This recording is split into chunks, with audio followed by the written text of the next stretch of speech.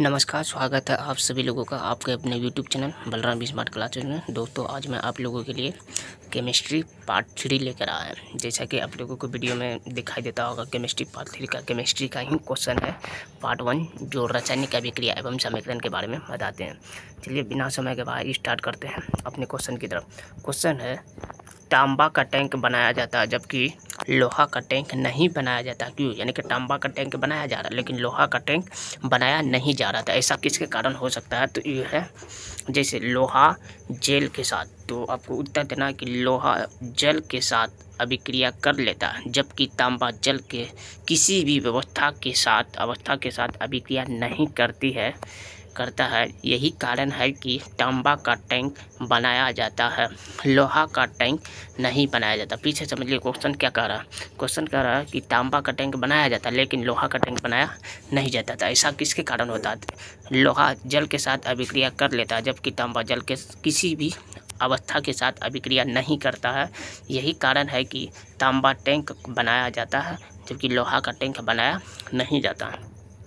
जैसे नोट में लिखल है CO2, यानी कि CO लिखल है। CO का मतलब होता है कार्बन मोनोऑक्साइड। CO का मतलब क्या होता है? Carbon monoxide. और इसके बाद लिखल है CO2 यानी कार्बन डाइऑक्साइड। CO2 का मतलब कार्बन डाइऑक्साइड होता है। SO2 का मतलब होता है सल्फर डाइऑक्साइड। SO2 का मतलब क्या होता है? Sulphur dioxide. उसके बाद आता है आपका SO3। तो SO3 में सल्फर ट्राइऑक्साइड। उसके बाद आता है CCl, जिसको बोला जाता है कार्बन टेट्रा क्लोराइड। CCl का मतलब क्या होता है? Carbon tetra chloride. CCl का मतलब क्या होता है? Carbon tetra chloride. और PCl का मतलब होता है फास्फोरस पेंटाक्लोराइड। PCl का मतलब क्या होता है? फास्फोरस पेंटाक्लोराइड होता है। PCl का मतलब क्या होता है? Phosphorus pentachloride. इसके बाद एक होता है हेक्सा, एक होता है हेप्टा। इसके बाद जैसा कि आप लोगों को क्वेश्चन में दिखाई देता होगा कि होल टू आइस, यानी कि होल टू, ये जो दिखाई दे रहा है आपको यहाँ पर साइड में, तो बाहर में है, इसी को बोलता है होल टू।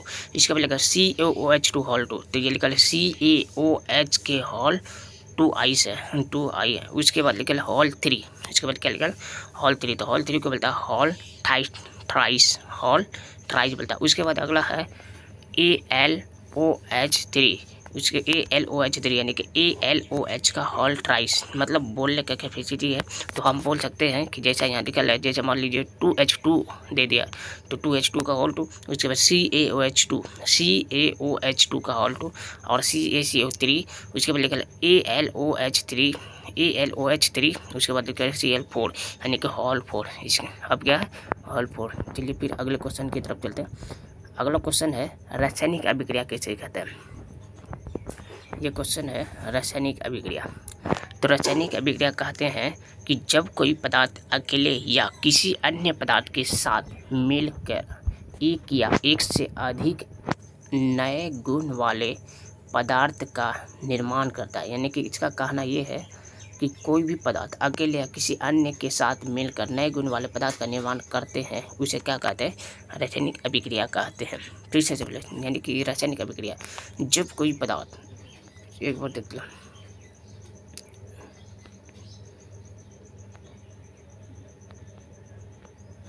जब कोई पदार्थ अकेले या किसी अन्य पदार्थ के साथ मिलकर एक या एक से अधिक नए गुण वाले पदार्थ का निर्माण करता है, उसे इस अभिक्रिया को ही रासायनिक अभिक्रिया कहते हैं। जैसे CaCl3 लिखल है आपका कि CaCl3,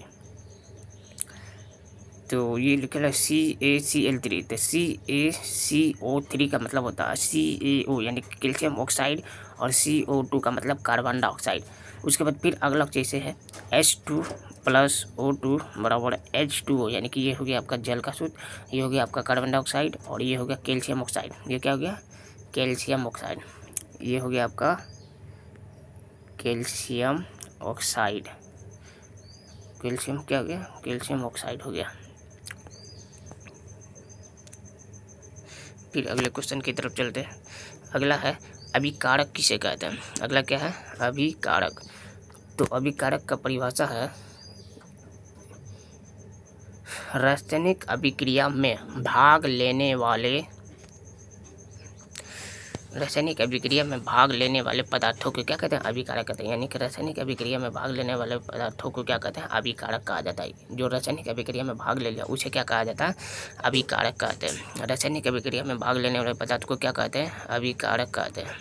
ठीक, रासायनिक अभिक्रिया में भाग लेने वाले पदार्थ को क्या कहते हैं? अभिकारक कहते हैं। आपको याद करना है, रासायनिक अभिक्रिया में भाग लेने वाले पदार्थ को क्या कहते हैं? अभिकारक कहते हैं। उसके बाद है आपका प्रतिफल या उत्पाद। तो प्रतिफल या उत्पाद रासायनिक अभिक्रिया होने के बाद या बनने वाले पदार्थ को प्रतिफल कहते हैं। यानी कि रासायनिक अभिक्रिया जब हो जाता है तो उसके बाद जो भी चीज़ बनता है पदार्थ, तो उसी को क्या कहते हैं? प्रतिफल कहा जाता है। इसे क्या कहा जाता है? प्रतिफल। यहाँ बोल भी दिया कि प्रतिफल या उत्पाद किसे कहते हैं? तो रासायनिक अभिक्रिया होने के बाद बनने वाले पदार्थ को प्रतिफल कहते हैं। क्या कहते हैं? प्रतिफल कहते हैं। उसके बाद अगले क्वेश्चन की तरफ, अगला है अभिक्रिया और उत्पाद को जब शब्दों के द्वारा व्यक्त किया जाता है तो उसे क्या कहते हैं? उसे क्या कहते हैं? शब्द समीकरण कहा जाता है। क्या कहते हैं? शब्द समीकरण कहा जाता है। अभिक्रिया और उत्पाद के शब्दों के द्वारा जो भी शब्द बनता है उसे क्या कहते हैं? शब्द समीकरण कहा जाता है। ठीक, तो शब्द समीकरण कहते हैं। जैसे मैग्नीशियम प्लस ऑक्सीजन, तो मैग्नीशियम ऑक्साइड हो गया, ये हो गया। और ये क्वेश्चन पूछो करता है Mg प्लस MgOH2, यानी कि मैग्नीशियम ऑक्साइड हो गया। उसके बाद लिखा है जब वाक्य समीकरण को संक्षेप के रूप में लिखा जाता है तो उसे शब्द समीकरण कहते हैं। यानी कि जब कोई भी वाक्य को अगर समीकरण के संक्षेप में लिखा जाता है तो उसे क्या कहा जाता है? शब्द समीकरण कहा जाता है। उसके बाद इसके द्वारा व्यक्त किया जाता है, इसके द्वारा क्या होता है? व्यक्त किया जाता है, उसे रासायनिक समीकरण कहा जाता है। जब वाक्य समीकरण के संक्षेप के रूप में लिखा जाता है तो उसे शब्द समीकरण कहते हैं। और इसके द्वारा व्यक्त किया जाता है तो इसे क्या कहते हैं? रासायनिक समीकरण कहते हैं। उसके बाद अगला है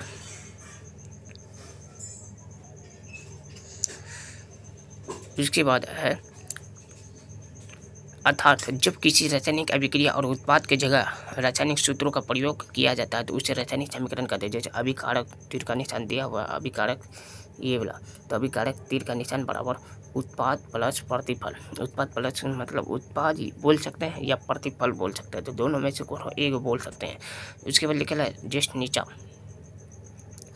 जब हाइड्रोजन तथा ऑक्सीजन आपस में अभिक्रिया कर लेता है, जैसे ये हाइड्रोजन है और प्लस ऑक्सीजन आपस में जब अभिक्रिया कर लेता है तो अभिक्रिया के फलस्वरूप जल का निर्माण होता है। अभिक्रिया के फलस्वरूप किसका निर्माण होता है? जल का निर्माण। तो बराबर किसका होगा? तो जल का निर्माण H2O, यानी कि H2 प्लस O2 जब दोनों मिल गया तो क्या बन गया? H2O बन गया। क्या बन गया? H2O। जैसा कि आप लोगों को उदाहरण में दिखाई देता होगा, ये H प्लस O बराबर जल हो गया, तो H2 प्लस O2 बराबर जल, तो इसी को बोलता है शब्द समीकरण। लेकिन जब इस समीकरण हम लिखते हैं H2 प्लस O2 बराबर H2O तीर का निशान देके, तो इसको बोलता है रासायनिक अभिक्रिया एवं समीकरण। अगर आप लोगों को वीडियो अच्छा लगा होगा तो चैनल को सब्सक्राइब करें और अपने दोस्तों के पास जल्द से जल्द शेयर करें। Thank you.